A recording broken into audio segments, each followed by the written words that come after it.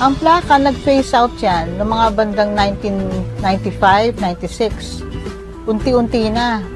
Yung mga plaka ng mga LP noon, pagka reproduction na nila, may makikita ka ilan na lang piraso. Kaya pag pupunta ka sa record bar, sasabihin lang sa'yo, wala na po, out of stock. Pero actually, phase out na yon. Nasumunod na kasi magkakaroon na ng cassette tape. After cassette tape, CD naman ang pumalit.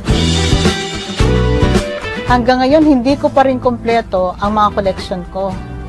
Marami pa rin akong hinahanap, hindi pa rin ako complete.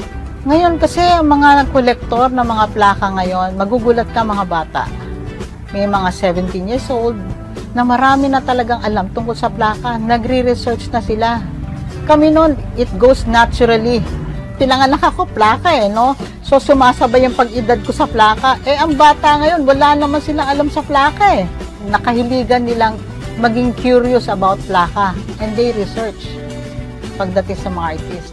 Alam nila yung mga generation namin kasi the best generation of music was our generation.